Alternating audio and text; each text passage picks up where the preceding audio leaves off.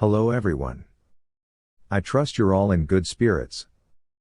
I'm Anime Dreams, and I extend a warm welcome to my YouTube channel. Today's fanfiction topic delves into an intriguing premise. What if Naruto mastered quantum jutsu? Disclaimer: the content on this channel is for entertainment and discussion purposes only. I do not own any of the anime footage used in my videos. All rights and credits go to their respective creators and copyright holders. Let's dive into this captivating narrative. In the vibrant Yomasaki market, situated against the picturesque backdrop of Mount Yomasaki in Spring Country, a young individual held court on a simple stool amidst a captivated audience comprising merchants and their curious children. This teenager, with pale blonde hair and distinctive pitch-black goggles perched atop his forehead, regaled the gathering with gripping tales of his adventures. Despite his striking appearance, marked by black eyes with striking red pupils, he seamlessly integrated into their community over the past 6 months. Dressed in a long-sleeved black shirt bearing the emblem of Konoha on his right arm, paired with Onbu-grade pants and a comfortable red camo scarf draped around his neck, the storyteller's attire spoke of his ninja lineage. His red ninja boots and gloves, coupled with animated gestures, vividly illustrated the trials and triumphs of his numerous escapades. Against the backdrop of gently falling snow around Yomasaki Mountain, though the region was no longer termed snow country, his almost ethereal pallor added to his mystique. Engaging his audience with theatrical flair, the storyteller leaned in, his hand raised in a dramatic claw-like gesture, recounting a thrilling encounter with a marsh fog monster. Gasps and expressions of awe rippled through the crowd as he described the creature's formidable size and lethal venom. Amidst the intrigue, a curious black-haired child inquired about his actions during the encounter, prompting the storyteller to share further details. Before he could continue, a black-haired woman with a katana at her side leaned down to whisper urgently to him, clad in a striking ensemble of white pants, a short-sleeved shirt, and a blood-red coat with fur lining. This interruption hinted at impending danger, as the storyteller's expression shifted subtly. Confirming the threat discreetly, he acknowledged the looming presence of 2 figures cloaked in black adorned with red clouds. One, with blue skin and menacing features, bore a quivering object on their back, while the other casually inspected their nails beneath an orange mask.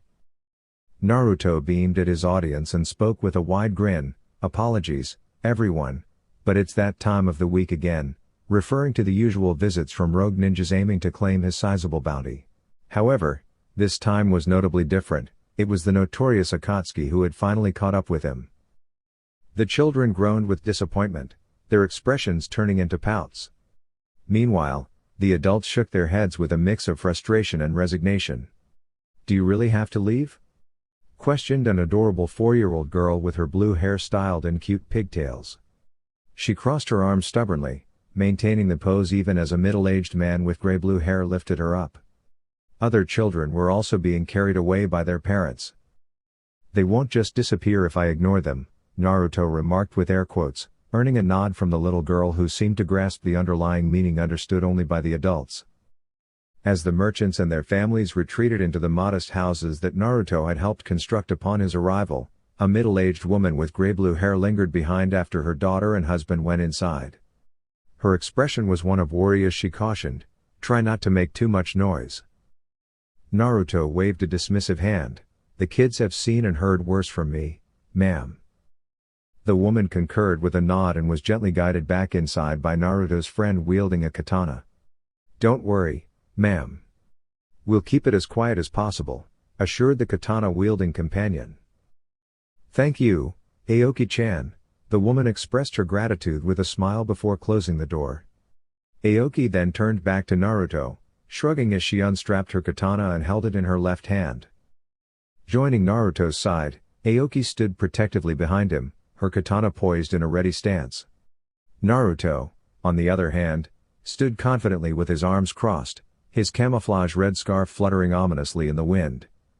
When Toby took a step forward, not close enough to attack but enough to assert his leadership, the 16-year-old Naruto tilted his head curiously. "You've been quite elusive, Naruto," remarked Toby, the masked man indicating his role as the duo's leader. Naruto responded calmly, "I've heard that comment before. Is your purpose here related to the QB? Toby showed no surprise, replying, yes, indeed. Could you cooperate and refrain from resistance? We aim to avoid any harm to this place. You needn't worry, this location is quite secure, Naruto assured with a slight smirk, having personally tested its defenses. Now, setting aside formalities, I won't leave with you, neither of you will leave alive, and I'll utilize your remains to nourish my companions, he said innocently, his smile widening. Kisame snorted skeptically but readied his sword. You don't mean that? If you've been keeping up with the intelligence, you might want to consult the Iwagakure bingo book, Naruto suggested, snapping his fingers as if remembering something. Ah yes, I'll also be claiming your Sharingan and Seimata. Almost forgot to mention that. Aoki, accustomed to her boss's intimidating tactics, remarked, this is typical of him before he strikes. Don't say you weren't warned, Toby cautioned. Naruto leaned forward slightly, retracting 2-foot-long senbone from hidden launchers on his forearms. As the deadly needles grazed the ground, a purple liquid dripped and sizzled upon contact. Without hesitation, Naruto and his partner lunged at the 2S-ranked ninja. Unbeknownst to Toby and Kisame, their underestimation of the Uzumaki rogue ninja and his samurai partner would lead to a rude awakening. Rumors circulating the continent about Naruto's prowess were indeed accurate. He was a highly skilled shinobi trained by the Snake Sage herself. Team 7, comprising Yamato, Kakashi, and Jiraiya, arrived just in time to witness the intense battle between Naruto, Aoki, and the remaining Akatsuki members. Flashback. Chapter 1. Once again, curious eyes followed Naruto's every move. Dressed in an oversized hoodie and black shorts, Naruto traversed Konoha's streets, his hood concealing his eyes and some of his hair, leaving only his frown visible to onlookers. A jar nestled against his chest contained a restless creature. The 5-year-old disliked being in public view, but due to a growing mistrust, stemming from unknown origins, the Hokage had situated his apartment at the edge of the residential district, forcing him into public paths. His frown deepened, an expression unfitting for his age but one he often wore in public. He felt the urge to lash out at the murmurs of passers-by, their gossip not even discreet. That child. He's a handful. Please elaborate on the matter. Why does the Hokage still retain his services? There are rumors that he stores deceased individuals in his residence. The morally twisted individual, may Kami show mercy. The young blonde embraced the jar tightly and hastened his pace, distancing himself from the persistent gossip and murmurs that trailed him like an unwelcome pest. He had been fending for himself for as long as he could recall, causing no disturbances to the citizens of Konoha as far as he knew. He lived independently and provided for himself without assistance. Naruto traversed a training ground, ensuring to skirt its periphery to avoid disrupting the Genan's practice, then ventured into the forest's edge. Quietly, he made his way through the woods, the dry leaves rustling beneath his well-maintained, albeit worn, black sandals until he halted under a tree with a trunk twice as wide as an average man's, yet only 3 times taller than Naruto himself. He whimsically referred to it as a tree due to its scant leaves along the trunk, resembling a spike protruding from the ground with roots and sparse foliage atop. Naruto grunted softly as he knelt beside the tree, retrieving the jar he had been cradling discreetly. Shedding his hoodie, he revealed thick black goggles with pitch-black lenses that concealed his eyes entirely. Peering into the jar with childlike curiosity, Naruto activated the goggles' lenses, causing them to spin and emit a faint blue glow, enhancing his vision of the creature within the jar, akin to a camera's zoom feature. The creature was a spider, its size comparable to a fully grown man's hand, its 8 legs, tips and fangs were crimson, its bulbous abdomen trembled in excitement as Naruto observed it with equal fascination, and its trunk matched the rest in its deep black hue. Naruto lightly tapped the jar with his finger before setting it down, addressing the spider. Greetings, Spider-san. What species do you belong to? He murmured to himself, reaching into his oversized hoodie to retrieve a thick tome from its depths. Adorned with a green seal labeled Species of Spiders, Naruto consulted the scroll, alternating his gaze between the spider and the detailed information within the tome. He had captured the spider during his spring cleaning and, intrigued, opted not to eliminate it. Capturing dangerous creatures was one of Naruto's skills, and it took him merely an hour to secure it, aided by his exceptional regenerative abilities. At the age of 3, Naruto received a significant gift in the form of a thick scroll placed at his doorstep. Despite the lack of scrutiny regarding potential dangers in his gifts, he cherished anything valuable, having only experienced receiving presents once. Having recently grasped basic reading skills by clandestinely attending classes at the orphanage among other 3-year-olds, Naruto delved into the scroll as soon as he could read proficiently. Initially perplexed by finding a scroll about spiders outside his house, he soon pondered if there were more similar scrolls to discover.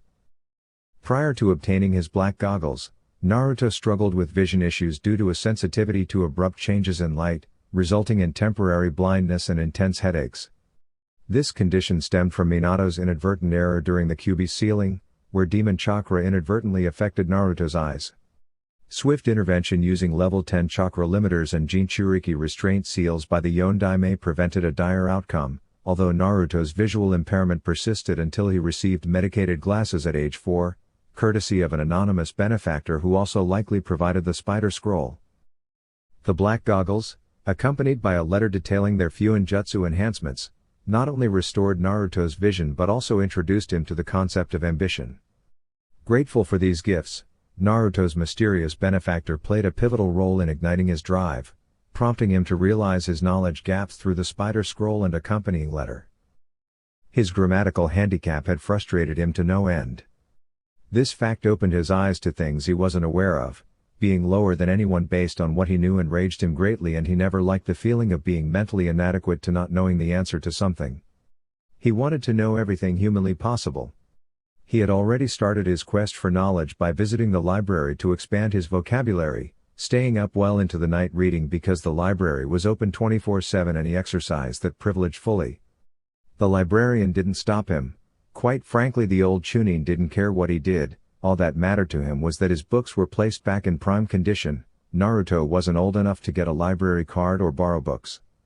Even though Naruto was still very young, he knew that knowing everything was not possible, so he limited his search of knowledge on living things, organisms and chakra. This also included how the human mind worked. First, he had to start reading basic science textbooks with a dictionary at the ready to search for a word he didn't know the meaning of and a scrapbook where he wrote things down in. Though despite little research, the first living thing he had ever caught, the spider, had interested him the most. There were over 47 documented spider species in Konohagakure alone. This didn't mean that there weren't any more species of spiders to be discovered. Naruto ran his finger over the scroll and instinctively searched for any species of spiders that were red, then ones with red-tipped legs before he finally found the mysterious spider he caught in his apartment. He sat back a little in shock and tilted his head to the side, trying to make sense of what he had read. He chose to read it again. The sand duster, originally from Sunagakure no Sato. You, my friend, are a long way from home. How did you get here? The scroll says you can't stay 3 hours without the intense heat of the desert. He trailed off when his mind came to a conclusion, or rather two. You were either dropped off by my mysterious helper or, you were planted. The boy's mouth formed a straight line, a blank expression as he stared at the spider and clenched his teeth. The scroll had said that the spider's venom was merely its saliva stored up for a week. His regeneration fixed any problems the spider had given him, which meant that it was his helper that had planted the spider because the mysterious person somehow knew of his interest in spiders and his vision problems. Naruto ran his fingers through his thin, blonde hair. I'm not taking any chances. His limited memory recalled that there was an abandoned warehouse at the far edge of Konoha's forest, barely even touching the walls. People assumed the place was haunted, so most, even the shinobi, stayed clear. Naruto was a rational thinker, as young as he was, so he didn't believe in phantoms or anything that had been the result of irrational thoughts. Naruto's eyes trailed to the spider that was still in the jar, and he furrowed his eyebrows when he noticed it was running around in circles inside its glass prison. Before realization hit him, it seemed he would have to visit the warehouse sooner than he expected. He stashed his scroll back into his hoodie and ran headlong into the forest. The warehouse he had been thinking about wasn't too far from his normal hiding place, and his theory was proven correct when he stumbled into an open area where his destination lay. The warehouse was a dark, looming structure that towered high into the sky. From Naruto's point of view, with numerous windows that were broken. The morning sun didn't penetrate the section of forest he was in well, so the structure looked like an evil monster that was formed from the very pits of Yomi. Naruto disregarded the old warehouse's large front door and rushed to the side door. He used his shoulders to nudge open the normal-sized door, knowing that the front door was designed to be opened mechanically, and sneezed from all of the dust in the air. His eyes watered and he kept the door open so he could get a grasp of the room he was in. It looked like a sort of office, but it had been stripped down of all its contents. The boy gently dropped the jar and shrugged off his hoodie, showing that he was wearing a black undervest under this, and tightly wrapped it around the spider. The scroll had said that the duster behaved erratically when it was low on heat, so if he released the spider it would run off somewhere and probably die from exertion. The boy looked around and found that the windows were boarded up. They were much too high for him to pull off, and he knew that since the warehouse had been abandoned for so long, reportedly since the day the Sandaime became Hokage, then there would be nothing to use for a fire there. The boy used the next best thing in his arsenal. He scampered to the spider that had been slowing down and was now behaving sluggishly, and put his hands on the sides of the jar. He closed his eyes and tried to will some of his unnatural regenerative ability out, hopefully in the form of chakra. Kurama stared out of the boy's eyes sadly and shook his head. He would have helped, but his chakra would alert the other shinobi on where Naruto was, and the small child would lose the one place he would ever feel private in. The great beast closed his eyes and sighed when Naruto started crying a little, sobbing out encouragements for his chakra to come out, but still wouldn't. "Please," Naruto said, the trails of tears flowing freely from his eyes, and he wheezed a little, "Please, please, please." This was probably the first living thing Naruto had spoken to. This fact was what bolstered Naruto on to coax the chakra out. The spider was now spread eagle on the ground, his glassy eyes looking at Naruto's futile attempt to summon beast chakra. It closed its eyes and never opened them again. No, no, no, this can't be happening. For the next half hour Naruto tried to summon chakra to the dead spider, but it was all in vain. The boy lowered his head and rubbed the tears in his eyes out. He then took the jar and made sure the spider was buried respectfully, or as respectfully as a mourning 5-year-old orphan could do without any shovel or even a kunai. Naruto looked down on the fresh grave he dug with his hands and he clenched them, dirtied and all. His inadequacy and limited mental abilities couldn't perform the simple task of summoning chakra out of his body. A small spurt of rage erupted out of Naruto and he threw the now empty jar into the dark forest. He heard a resulting smashing sound, telling him that his jar had been broken. Despite basically living in the library for a year and a half and spending more than half of his day reading, he was still not capable of anything to be proud of. The 5-year-old boy rubbed his face and shrugged on his hoodie, and re-entered the abandoned warehouse. As he shouldered through the door leading out to the apparent office of the building, he was met with a sight of every surface in the massive storage space blanketed with a thin layer of dust. He held his right sleeve to his nose and mouth, and the edges of his goggles shone blue, then yellow. This feature in the goggles allowed him to get a general look on his surroundings with only a little dust in the air. The items in the apparent warehouse proved what he had read in the library and the rumors going around in the red light district among the prostitutes. The warehouse he stood in was actually a massive laboratory. The former user had even created a wall to his right where he assumed living people were kept as test subjects. The history of the warehouse was that during the Second Shinobi War, a long while before Hiruzen Sarutobi became the third Hokage, a man that had no records in any country on the continent had arrived under the guise of a businessman who sold cheap, but high-quality, drugs, antidotes and medicine to Konoha shinobi and civilians alike at the very same place Naruto stood. The Nidaime had been too busy fending off Konoha aggressors to deeply investigate who the man was or why he had come to Konoha with cheap, but quality, aid, but the wise Hokage had created a faction in the Anbu to watch the man for any suspicious behavior. The drugs the man was supplying weren't creating any adverse effects on anyone as far as he knew, but there was no such thing as free, or in this case cheap, help. Though the man wasn't aware that the very Anbu faction he had appointed to investigate the man had been paid off by this very man to look the other way on his proceedings. The man had been kidnapping Konoha citizens and performing sickening tests on them in his own perverse search for the ultimate drug that would provide for him immortality, super strength and super intelligence. His evil dealings had been successful for 7 years until the Sandaime was handed the mantle of Hokage. He made the mistake of kidnapping a female Inuzuka clan member. The man had been itching to get his hands on an Inuzuka's brain, to understand the true depths their connection was with their Ninken, and he was very close to but a joint invasion of his laboratory, under the guise of a medicine wholesale warehouse, by the Inuzuka, Nara, Aburame, Hatake, Hyuga, Uchiha clans and clanless shinobi had stopped him from digging his fingers further into the poor woman's head. If she had been pulled out of the forced coma she would have been a vegetable for the rest of her life, so they had to perform a mercy killing on her.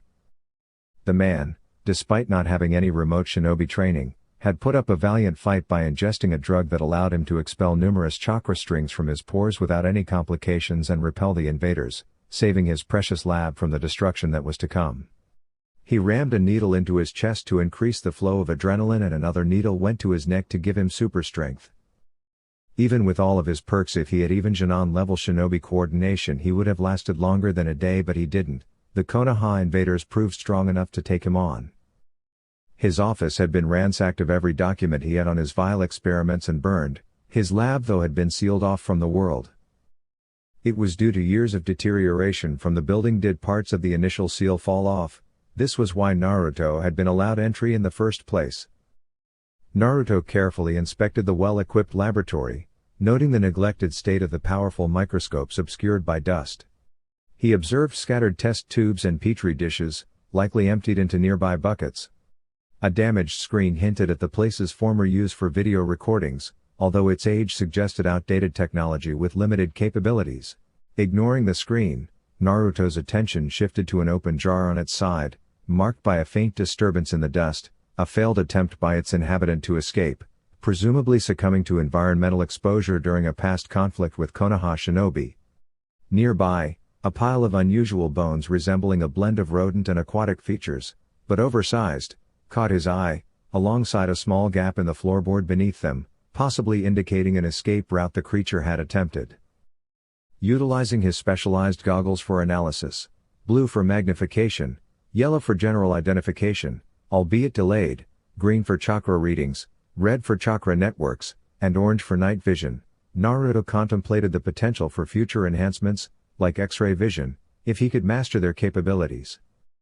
Lacking such advanced functions presently, he resorted to physical means, grasping a bone, likely a femur, and forcefully breaking through the wooden floor, a task that required repeated, strenuous efforts.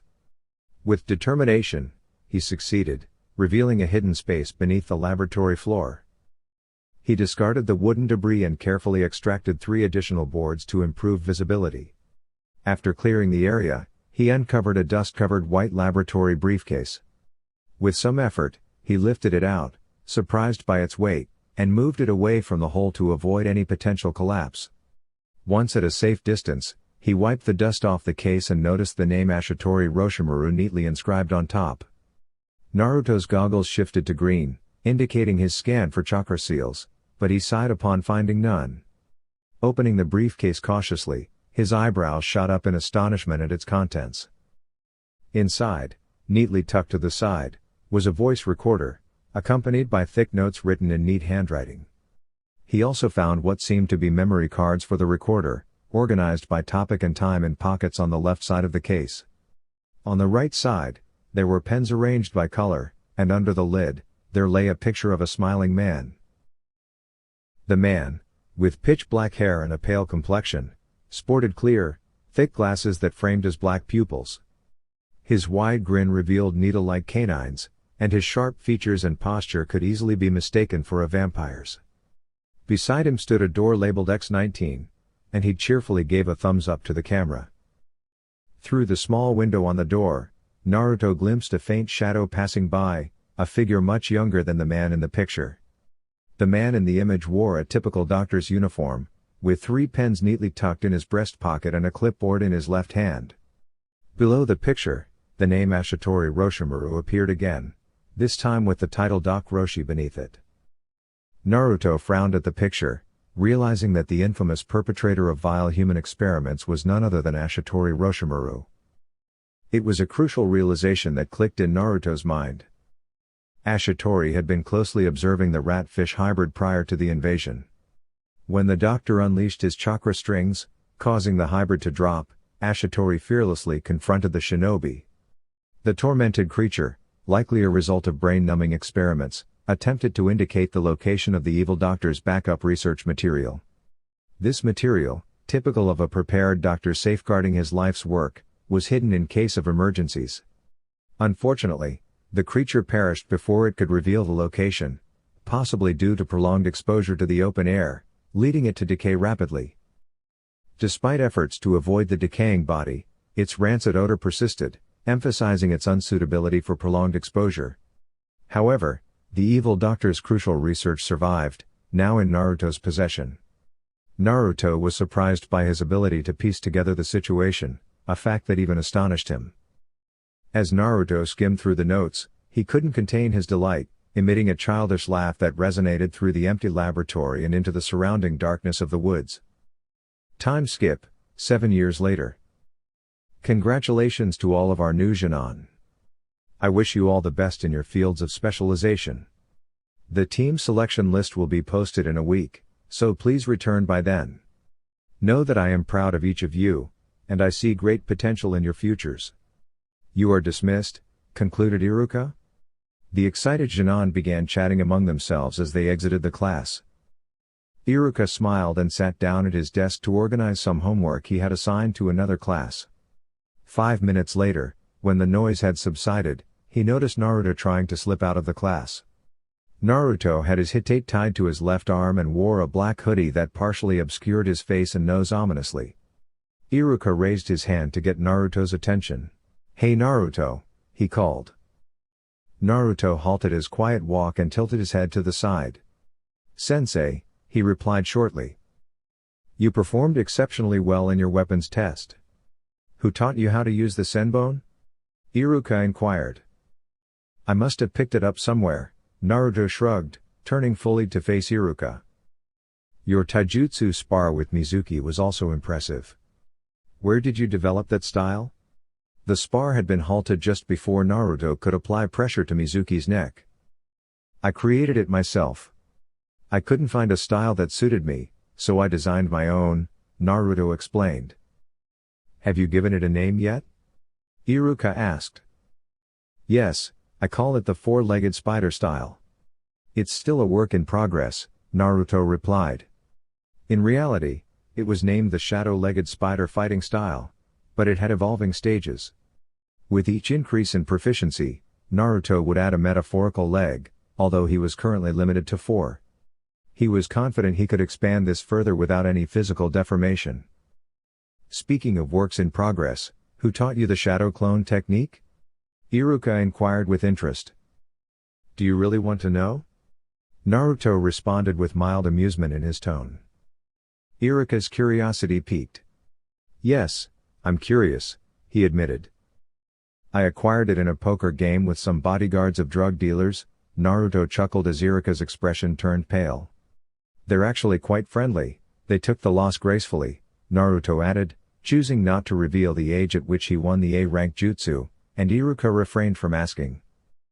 Naruto acknowledged with a nod and casually saluted his former teacher with 2 fingers, indicating his departure. "I must attend to some urgent matters," he stated before swiftly exiting, leaving Iruka with no chance to respond. His initial smile faded, replaced by an amused smirk. Currently, Naruto was engrossed in several endeavors. He had successfully decoded Ashitori's notes, revealing a level of anatomical knowledge akin to a medical professional.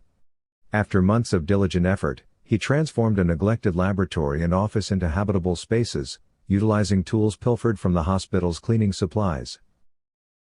This act underscored the lax security and diminished significance of the hospital.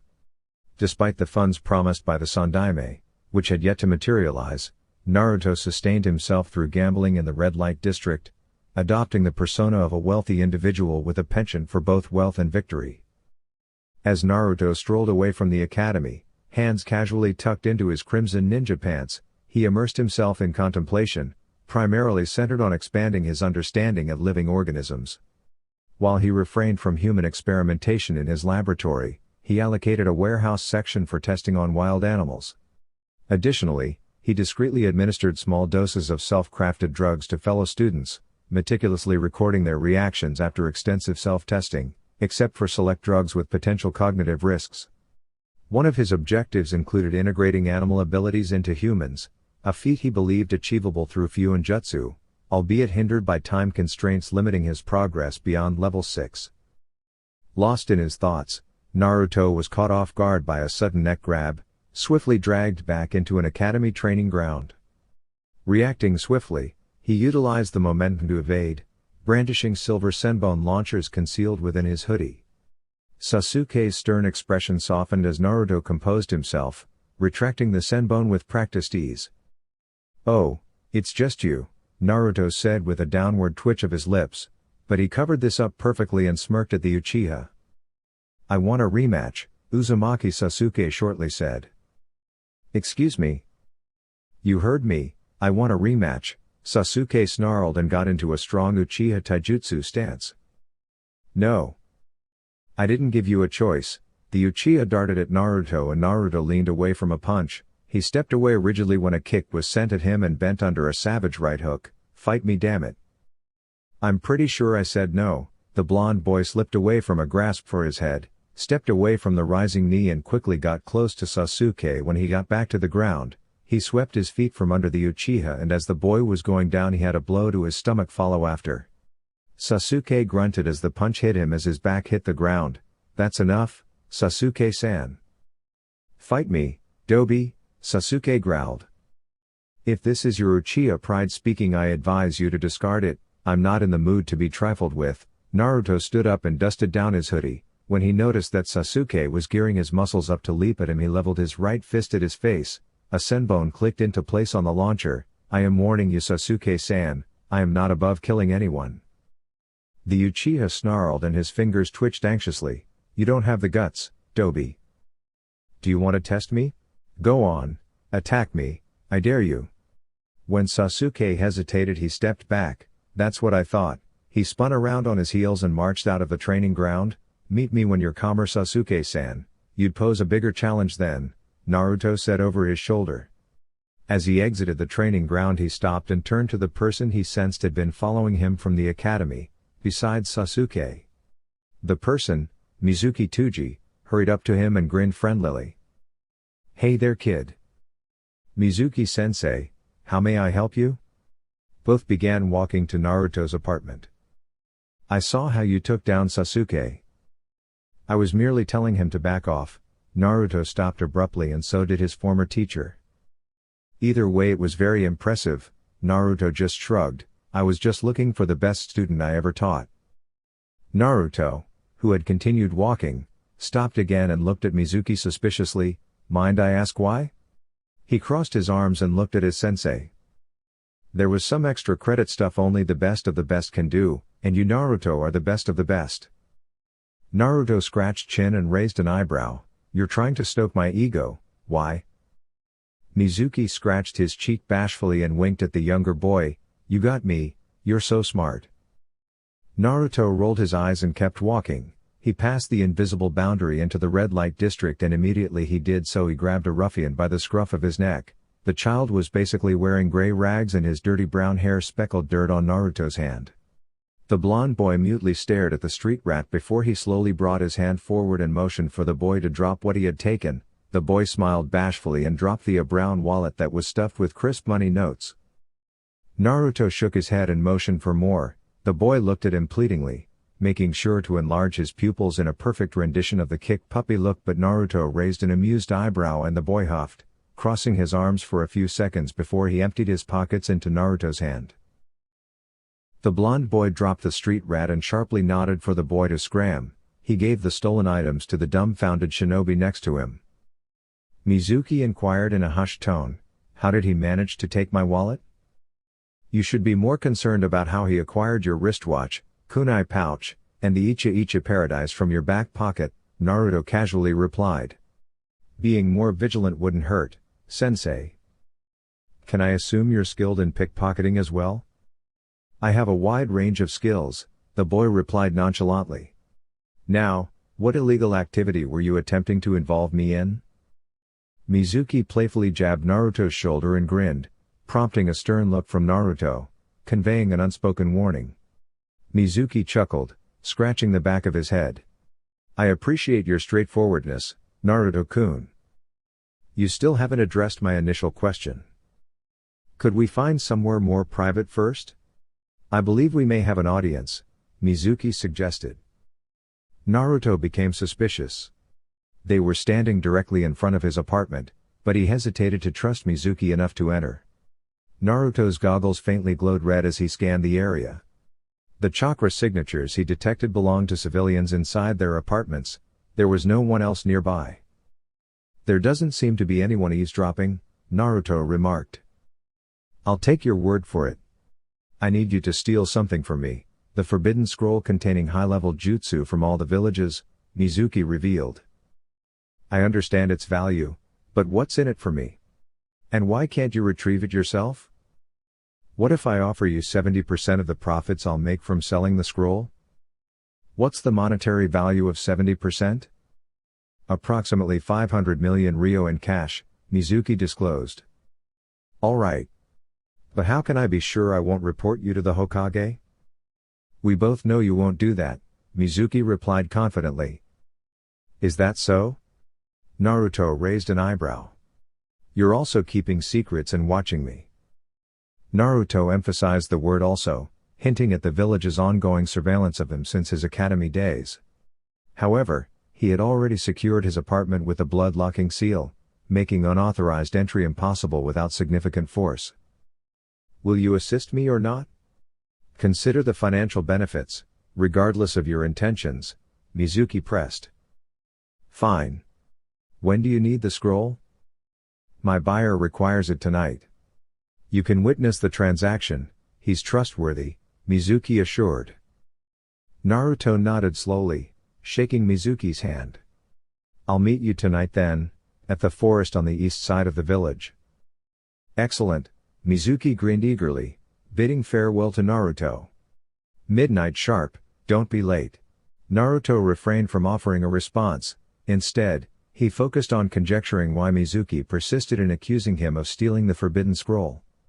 Perhaps Mizuki anticipated Naruto's capture, aiming to leverage his seniority if accused, or he intended for Naruto to perish in the traps, or maybe he harbored financial motives or intricate schemes involving Naruto's demise. Unconcerned with Mizuki's motives, Naruto viewed the theft as a test of his stealth prowess, relying on his innocence mask as a fallback if needed. This facade, honed during past disappearances of academy students, had shielded him from suspicion. However, Naruto realized its limitations against potential criminal charges, prompting him to devise an alternative plan. He secluded himself in his bathroom, securing the area with a locking seal activated by his blood. Standing before the mirror, Naruto sensed the activation of a silent alarm seal at his intended destination. Strategically timing his chakra channeling, he synchronized with a shadow clone in his warehouse, triggering a body switch technique facilitated by a level 5 seal of obscure origin. As chakra smoke engulfed both locations, Naruto found himself in his office within the abandoned warehouse, while his clone occupied his apartment bathroom. This body switch seal, although less acknowledged than its counterparts, offered a viable long-distance alternative to standard ninjutsu techniques. The boy pulled off his now well-fitted hoodie and hung it on a coat rack in favor of putting on a doctor's lab coat. He looked around his office, decorated with soothing blue paint on the walls and a solid oak desk with smooth edges. His chair was soft and comfortable but not too soft. There were stacks and stacks of books neatly placed on bookshelves in the wall on opposite sides of the room, and behind Naruto's desk were organized racks he kept spare lab instruments in case the one in the lab/warehouse break. They were held in a thick, see-through glass container that was protected by a padlock and a blood seal. The boy smoothly walked out of his office, his calf-length white lab coat swishing with him as he entered the containment room he kept his test animals. During Ashitori's time in using the lab, he had created a makeshift wall where he received buyers of his drugs while a single door led them to his laboratory. Naruto had torn down that division and expanded the lab even more. He curtly walked through a room where caged animals were kept, not even flinching when a giant tiger leapt at him but bounced off the reinforced steel bars that contained it. He exited the room and grabbed the clipboard hooked to the wall near the door. He idly twirled his pen and read through what the clipboard said, His eyes flicked up at the few clones scurrying around his lab and performing general maintenance before his eyes flicked to the far end of the lab where a ceiling-high glass container stood proudly. The boy smiled lightly and walked to it. Inside the large glass container was what could be considered a slice of the forest. There were a few shrubs, trees and plants there. He whistled and a light skittering sound met his ears before a monstrous-sized spider pushed out of the ground from a hidden burrow. The spider had a blue with red harshly designed abdomen that had the white kanji for queen spider on top. Each letter was speckled with complex seals that combined to form the words, its legs the same height as Naruto and its trunk was black. Its 8 red eyes blinked at Naruto and a single black leg delicately touched the glass container. Naruto smiled at the spider and tapped the glass barrier with his pen. "How are you feeling today, Queen?" The spider seemed to roll her leg and experimentally tested all of her legs. "I feel great, Naruto-sama," it hissed. Naruto jotted down its reply. "My clones say you haven't been resisting your shots, you will be rewarded." Naruto snapped his fingers and a clone walked forward and slipped a small scroll through a one-way opening. A quick burst of chakra to the scroll and 2 dead cows popped out. The spider wasted no time to tear its arm-length red fangs into the fat creatures and injected a corroding venom into them. "Your bone growth and development charts are very impressive, Queen. You can now hit a tree without injuring yourself." The spider kept quiet as it kept on sucking the dead cows like drinks, still raptly paying attention to what Naruto was saying. "The nature chakra summoning seals haven't been affecting you because you are an animal." He flipped a page on the clipboard. "It has fully integrated itself into your bones and your organs. Now you have an official chakra network. Congratulations." "Thank you, Naruto-sama," the spider bowed subserviently. "I wouldn't have it if it wasn't for you." Naruto waved the praise away. "Your charts tell me that you have already laid eggs, a lot of eggs in your cave." "Oh yes," the spider hissed. "The sperm came from some spider donors your clones had gathered. I estimate they would hatch in 3 weeks. They are your first children and I'm sure they are still getting used to having nature chakra and my chakra in them." Naruto's fascination with spiders soared to new heights upon delving into Hatake Kakashi's lore. The renowned copy ninja personally nurtured his summons, employing his modest grasp of Fuin Jutsu to craft a summoning realm for his dogs. Contrary to common belief, this realm wasn't a mere pocket dimension but a vast expanse of land sealed within a complex storage seal, accessible only to Kakashi. In his quest for knowledge, Naruto unearthed the absence of a spider clan, sparking a new ambition, to establish one.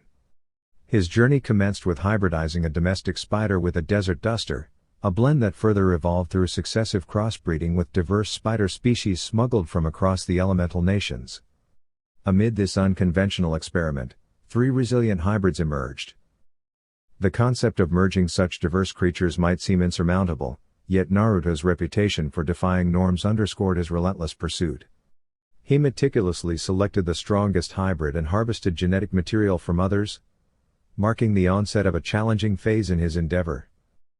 He meticulously cultivated a single drop of spider genetic material, infusing it with controlled pulses of chakra over the course of a year until it transformed into a pale blue hue. Following this, he extracted eggs from the most robust female spider, a challenging task given her aggressive nature and formidable size, and proceeded to infuse a single drop of Kyuubi chakra into each egg, utilizing an airtight and reinforced seal to maintain secrecy. The initial experiment resulted in failure as the drop disintegrated upon contact with the volatile chakra. Undeterred, Naruto demonstrated his Uzumaki tenacity by enhancing the growth of the strongest spider through the administration of growth hormones, closely monitoring its progress before harvesting the eggs once again. This time, there was a slight delay before the egg samples reacted explosively. Employing custom-designed blood enhancers tailored for spiders, along with bone-thickening agents and muscle growth stimulants, Naruto further augmented the female spider's size and ferocity. However, the increased potency also necessitated relocating her containment outside the laboratory premises to mitigate potential risks. Although the pharmaceutical interventions showed promise, they exhibited delayed reactions upon exposure to the demon chakra, prompting a reassessment of his approach. Subsequently, he extracted brain fluid from the feral female spider, injecting it into a solitary egg, resulting in a complete assimilation of the fluid and enhancement of its biological composition. This time, the incorporation of Kyuubi chakra proceeded smoothly over 6 months. Combining the refined eggs with the enhanced genetic material, Naruto meticulously documented each step over an additional year. Upon hatching, 36 juvenile spiders greeted him with curiosity, devoid of the aggressive tendencies exhibited by their progenitor. A natural selection process ensued among the spiders, culminating in the emergence of a dominant queen spider at the apex of the hierarchy. The first spider from which he had collected eggs had entered a completely new phase of wildness. Naruto had no choice but to sedate her for an indefinite period. His studies in nature chakra had informed him that creatures exposed to significant amounts of this chakra would become calm and docile, as evidenced even more when he applied the seal on the queen spider. The queen had mentioned that she now had clarity of thought, with all the individual minds of the spider species within her merging into one voice, her own. Naruto had affixed a nature chakra summoning seal onto the enormous slumbering first spider, and after about 3 months of continuous exposure, the results were evident. Its formerly black hair and skin turned gray, and its size reduced to about Naruto's height when he was 9. He had already awakened the spider from her induced coma, and much to Naruto's astonishment, the spider had taken up the art of cloth making, producing soothing, high-quality garments. She had also been attending classes alongside her daughter to learn how to speak, extending her education further by acquiring writing skills. Naruto had named the gray, elderly-looking spider Sagi, whose creations now served as his attire. Sagi could craft almost anything related to clothing upon request. Naruto glanced to his right and waved at Sagi. The elderly spider sat in her glass enclosure, surrounded by a simulated forest habitat. Sagi smiled at him, her sharp teeth concealed behind her gleaming pincer fangs. She was in the midst of meditation, balancing on a needle-like protrusion from the ground with all 6 legs while 2 legs touched each other at the tips. She mentioned that she had read about summoning elders and was refining her control to fulfill the role of summoning elders. Sagi possessed pure nature chakra without Naruto or Kyuubi's influence, allowing her to seamlessly enter sage mode, a feat unmatched by any spider she might give birth to. Naruto encouraged her ambition by providing history books about the elemental nations and clan summons. Sagi waved back with 1 leg and resumed her meditation. Additionally, the older spider was developing jutsu based on spider clan techniques, which were progressing satisfactorily so far. The nature chakra summoning seal was a level 5S ranked seal Naruto made use of carefully on the surviving spider. It was just a stroke of luck that the seal just so happened to not negatively affect animals. The eager to please physical manifestation of Naruto's determination, Queen Spider, had taken all the tests Naruto had given gladly and was now able to grow as large as the Hokage Tower if she found the strength to. As grueling and borderline cruel as Naruto's tests were, she didn't complain or hesitate. She had learnt quickly that she was merely a tool to reach ambition, and she honestly didn't mind. Naruto hadn't willingly abused her, and she would literally not be alive if he wasn't there. The added power that flowed through her body peacefully felt great, and she knew that Naruto had the power to take it from her. She could never bring herself to harm Naruto, physically or emotionally. Naruto had encountered the Kyuubi when he had tested a painkiller on himself, a drug that turned out to be a weed killer. The boy blamed it on the fact that he was 6 years old and still very naive when it came to science. He was sick for a whole week, and the great beast had used the reduced mental protection to pull Naruto into the mindscape for a chat. Kyuubi had told Naruto that he didn't really care what Naruto did, all in the name of his life's ambition, as long as he didn't die. Naruto acknowledged that there was a lot he could learn from Kyuubi, and Kyuubi saw Naruto a little competent, for a child, so it was inevitable that they would enter a mutual benefit alliance. Naruto had access to Kyuubi's chakra and could ask for help whenever he needed it, while Kyuubi had extended his senses from Naruto, so it included hearing and even to an extent feeling. The Kyuubi Jinchuriki was now instructing the massive Spider Queen to perform different motions and actions. He ordered Queen to balance on a single leg while the remaining 7 legs stretched and touched over her, then to spin a web as quickly as possible. He estimated that the strength of a single web was that of the solid steel support pillars holding up the corners of the cage's tower, not yet up to the main support pillar but a close second, while at the same time it remained as flexible as a rubber band. Queen was able to fire these webs from her abdomen, 8 legs, or her mouth. Naruto had been researching on how he could harness this ability into himself. The most he could come up with was taking the chemicals that created the webs from Queen's abdomen and soaking ninja wire in them, This allowed the wire to recreate this ability but to a much lesser extent. He kept the long roll of special ninja wire in a compartment in his senbone launchers for when he would need them. Creating a summoning realm from scratch wasn't going to be easy, far from it actually. A standard animal summoning seal consisted of many complex seals. A notable one was called the Infinity Seal, which meant that the summoning realm wasn't in some sort of astral realm, rather it was in an overpowered storage dimension where the very air was raw with natural chakra and energy. It was inhabitable for human but animals thrived in the natural atmosphere. All Infinity Seals were connected to each other, whether they were made since the dawn of shinobi history or even recently like Hatake Kakashi, so it was possible for one summons to visit the other in the summoning dimension, or as it is popularly called summoning realm. Infinity Seals though required blood sacrifice, which was why scrolls were presented by the animal summons for the person to sign his name in blood. The signature itself was very useless but the blood was the chief requirement, the dramatics of the signature was just a formality. Hand seals followed the summoning seal especially when a blood sacrifice was given. Information about the animal summoning seal was not secret because the village found out that virtually no one was interested in studying far into Jutsu, so the information was more for show rather than application. Hand seals had taken the place of the Jutsu for animal summons. Naruto prided himself on being a very good researcher, or even an investigator, so how to create an animal summoning seal for a new animal summons almost from scratch was given to in his level 4 training scroll for Jutsu, and also from catching a long glimpse of Kakashi's own summoning scroll after he had won a game of cards. The process was painstaking. First, the animals he wanted to summon had to be ready and willing to perform the necessary requirements. Then he would have to draw the extremely complex animal summoning seal on a very thick sheet of paper and have to constantly supply chakra into it to keep it fresh. Then he would have to find an expanse of land that he was absolutely sure would accommodate his summons. This stage was usually done by exploring elemental nations for a terrain that his summons would thrive in. After the terrain had been found, he had been recommended to purchase the land because the process of scanning, copying and replicating the land into the Infinity Seal usually took 3 days despite constant supply of chakra. This was because the detail in the newly purchased land had to be perfect and flawless, if not the new summoning clan would break apart.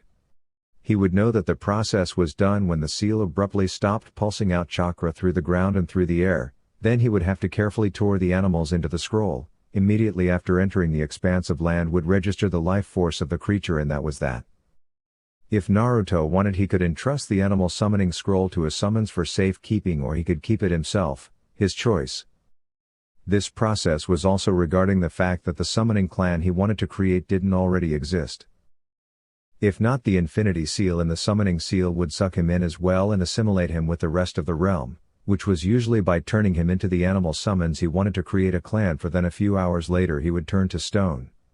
Naruto though was 100% sure that there was no such thing as the spider summoning clan. His plan was that a week before the eggs were to hatch he would have already found a place to scan. The blonde boy sighed deeply and ran his fingers through his hair. Raising a 400-pound spider queen was like raising a horse, a very smart, verbally articulate, 8-legged horse. He had educated her on how to read and had helped give her ideas on abilities she could perform with her new nature chakra network, though he left the bulk for her since it was all up to her on how to use the nature chakra. He reached in through the small window where he could feed Queen and pet her head. The female spider hissed in approval and lowered her head in subservience. He pulled his arm out and turned around, walking to a desk where a powerful microscope stood proudly, gleaming in the bright fluorescent lights in the lab. The clone there shifted out of his way and he looked into the eyepiece. There was a small, flat circular container under the microscope, and inside were 2 blood samples that had been divided by a solid glass panel. He looked over his shoulder and said, "Have you started the tests?" The clone shook his head. "No, boss, I was just about to start." "Don't mind if I do then," Naruto said and turned a knob on the microscope so he could peer closer at the 2 blood samples. One was gotten from him and the other was from Queen. He handed his clipboard to the clone behind him and pointed at a new, state-of-the-art screen. "Keep watch, tell me if you notice something abnormal." On the screen was the same thing he was examining with his microscope. He carefully used his index finger to push the glass panel out of the way and the blood flowed together. The deep red and deep green blood mingled. He adjusted a knob and watched in fascination as his red blood cell merged with Queen's. "First test seems to be going well." The clone wrote down what his boss had said. "No complications so far. maybe because her blood contains some properties from mine. He furrowed his eyebrows and closed his left eye, still hidden behind his goggles, and gently turned another knob. Boss. My white blood cells are killing hers? How is that even possible? Maybe because of the QB? The clone suggested and scribbled something down. Probably. The blood samples now looked like they were at war with each other. The red blood cells had merged, one to another, but the white blood cells were eating queens, though the platelets merely brushed past each other and their general color rippled to blue before both turned red with the blood. The blood war continued for 3 minutes until only a single one of his white blood cells remained. His cell was still dissolving and absorbing queens when the budding scientist was about to call the experiment a failure until, lone defender cell divided into 2 identical-looking cells. The cells continued subdividing until they were more than enough. Some died and they were quickly replaced by another. Naruto bit his bottom lip to contain the happily laugh, but he did pump his fist in the air. First test is successful. The clone wrote this down. We leave it for a week, keeping up constant inspections, before we move to the second test. Hi, boss. Naruto had been testing the prospect of injecting himself with advanced spider blood gotten straight from Queen. The test was an initial success, but it told him that if he was to eventually inject himself, he had better be ready to be in a world of pain and fluctuating sickness. He only hoped his status as a Jinchuriki would prove itself even more. This was probably because Queen contained over 500 species of spider gathered from all over the elemental nations and brought to Naruto through shady dealings and smuggling. Naruto pumped his fist in the air again before he felt a small tingle on his shoulder from the silent alarm connected to the body switch seal. Half a second later he felt a clone tap his shoulder and presented a medium-sized scroll to him. Someone slipped this into my pocket, boss. Naruto's eyebrows shot into his hairline. He wasn't scheduled to receive any secret message this month. Who could it be? He murmured. He unrolled the scroll and read. Dearest Naruto-kun. How's my little scientist doing? I know I've not been the best godmother to you, and from the bottom of my heart I am very sorry. I am currently not in Konoha right now. The only way I have been able to send my first 3 gifts to you was through a spy I had from Waterfall that left the gifts for you on your doorstep. Despite this, I know you, Naruto-kun, and even though I may be a little too late, I love you with all my heart. My picture of you may be a little outdated. It's one of you when you just started in the academy. I think you were 8.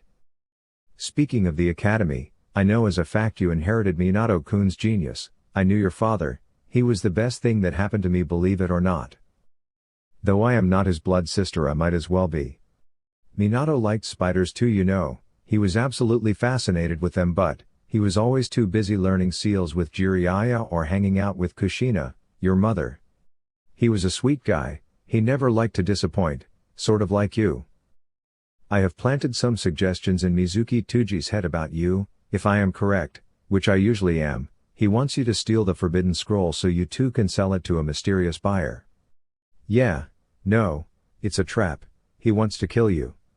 I pushed him in your direction because I have a gut feeling that you have reached a snag in your research. Consider him my 4th present to you.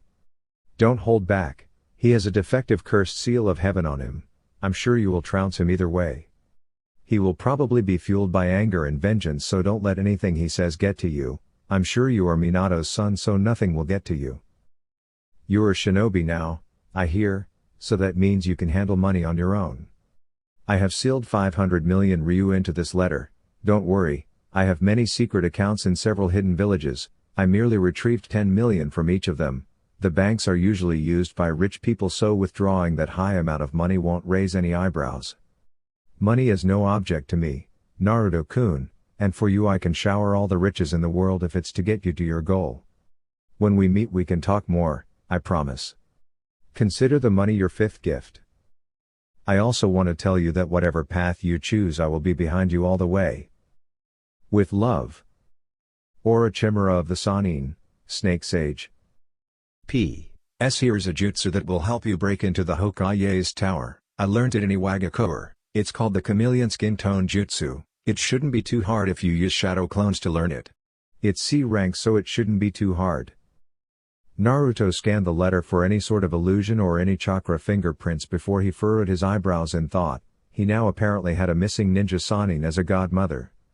He sniffed slightly and caught the hinted scent of blood, snakes and roses. The blood slightly overpowered the rest of the scents, but he still caught them clearly. It actually made sense that Orochimaru was his godmother. He resembled the Yondaime so much, and since the fourth was a high official, he would have to have someone high up there as well. He wondered who his godfather was though. The man wasn't even making an effort to contact him. At least he could sympathize with Orochimaru. She was a missing ninja and a highly ranked one at that. The snake woman wouldn't be able to visit him personally. He gently rolled up the scroll and tucked it into his pants pocket. He would cherish the letter till the end, even if he didn't show it. He looked around and noticed that his clones were staring at him. What? Get back to work, he barked and marched to the massive main door of the lab while his shadow clones went back to attending to his many experiments. He grabbed a mechanical crank on a door and pulled backwards. The doors lifted up like a garage door, allowing fresh air to rustle through the lab. About 50 paces before him and around the lab was the pitch-black forest where the sounds of nightlife came from. He took in a deep breath and walked out, not afraid that the air he was letting in could contaminate his work or even of how dark the forest around him was. It looked to be about an hour after sunset, so that gave him about 5 hours to prepare for his mission. As he walked, he held up a single ram hand seal and a clone popped into life beside him. He gave his white coat to the clone, showing that he was wearing a plain black undervest.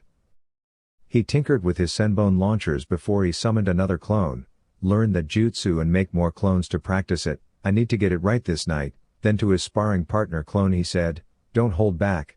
The copy of Naruto nodded curtly and both darted at each other. An orange glow flashed from a corner far from the cage's tower before it disappeared, as if it hadn't happened in the first place. A slight protrusion rose from the shadow cast by a 2-story residential building and darted out. Under the soft glow of the moon it looked like a black blob. The person rubbed his black glove-covered hands and leapt onto the side of a building as his senses warned him of a Chunin running rounds through the street. The person was probably not a censor, if not he would have been forced to knock him out. As the oblivious shinobi passed by, he skittered across the wall and flipped dexterously onto the roof. The small light that shone down on him showed that the person wore a long-sleeved black shirt and black calf-length shinobi pants. His fingers were covered in black gloves and his feet was also in black sandals, ones that barely made a sound when it touched the ground. Over his head was a full-head ski mask, hiding his blonde hair, with a fox onbu mask attached to the face, his black goggles still under the mask like it wasn't there in the first place. On his wrist close to his elbow were his silver senbone launchers, though they were covered under smooth black metal, leaving only the launching points to poke out of the top. He also had a small black backpack on his back that held any equipment he needed in emergencies. Naruto adjusted his mask, briefly looked up and again seemed to melt into the shadow cast by the ledge of the building.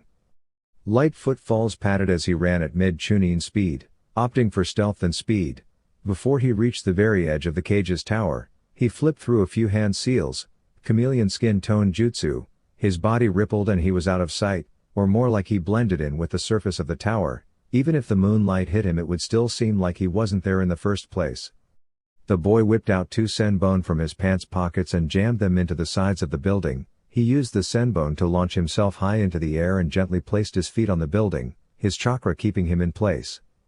He made a slightly violent yanking motion with his hands and the senbone were pulled out and went back to Naruto's hands. He placed the back into his pockets, unafraid if they pricked him, and he skittered over the side of the building eerily like a spider. His hidden goggles adjusted perfectly in the darkness as he peered into the highest window in the tower, correctly assuming that that would be where the forbidden scroll was kept.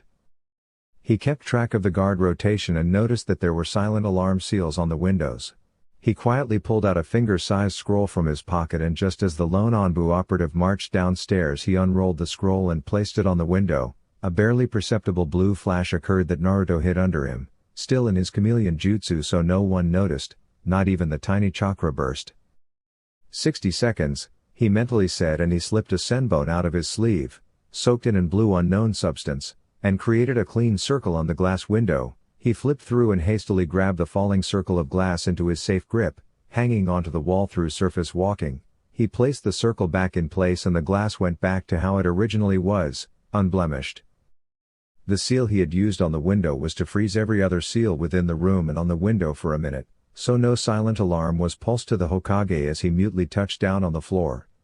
He crouched down and studied the scroll's location, placed on a pedestal in the middle of the room.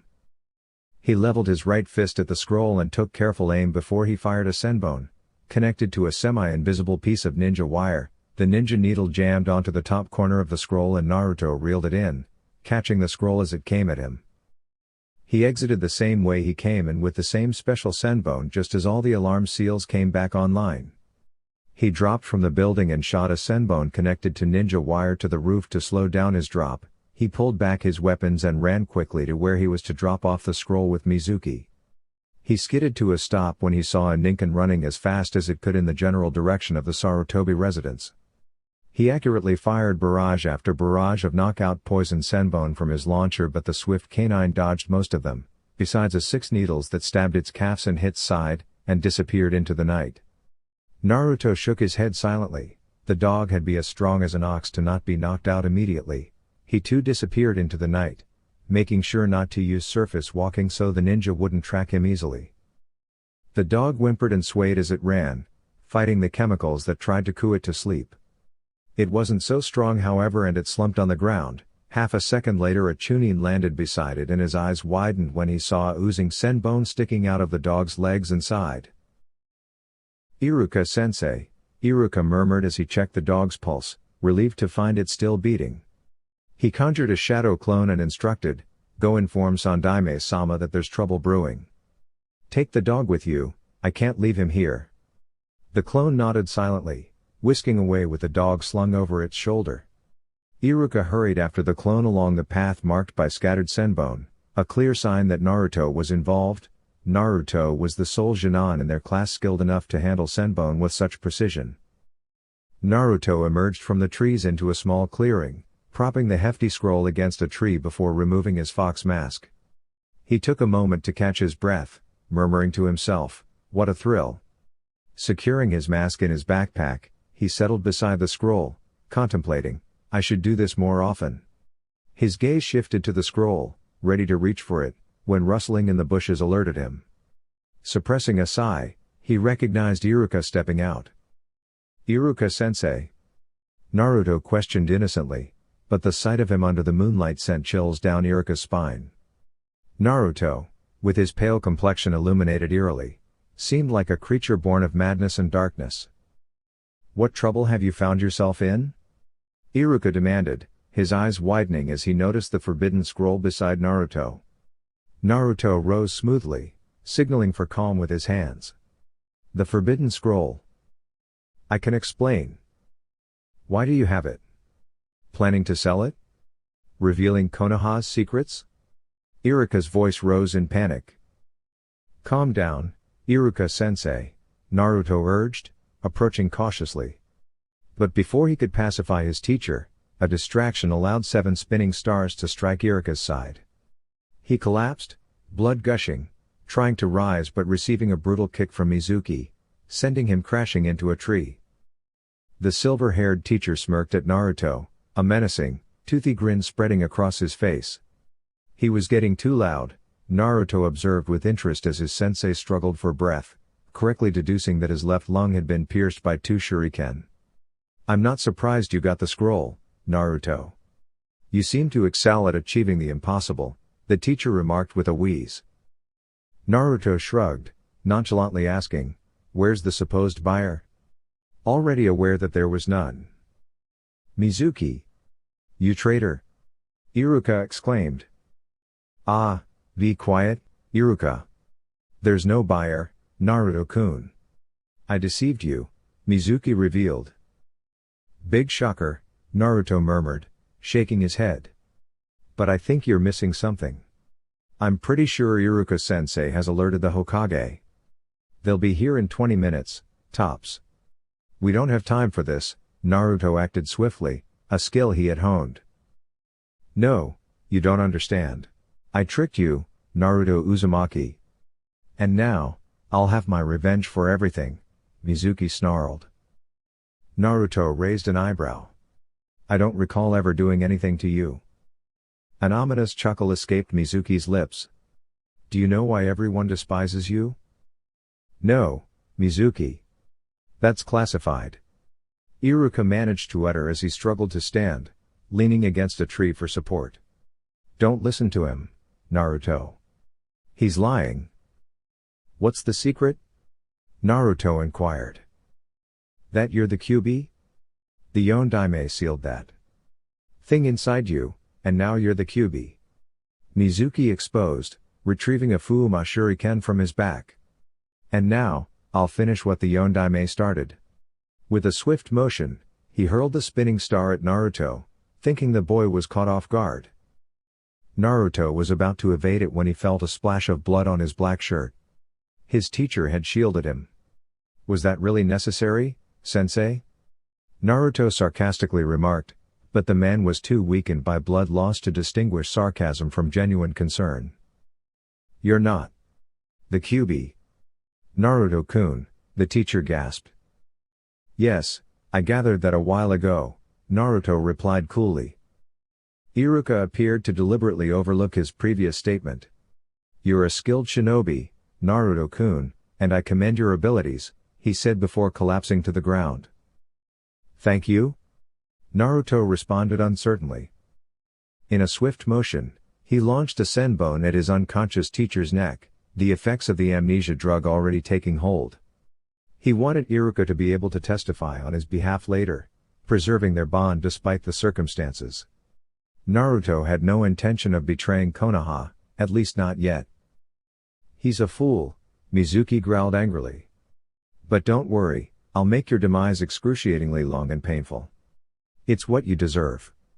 The silver-haired traitor lunged at Naruto with a kunai, intent on ending the young ninja's life. Having been forewarned by his godmother, Naruto deftly evaded the lethal strike aimed at his throat, leading Mizuki deeper into the dense forest where he felt most at home. As Mizuki searched frantically for him, Naruto strategically positioned himself behind a tree, launching 5 senbon with precision into Mizuki's back. The projectiles struck the same spot, causing the traitor to grunt in pain and swing his blade wildly. Naruto seized the opportunity to immobilize Mizuki further by targeting his thigh with another set of senbon, effectively paralyzing the limb.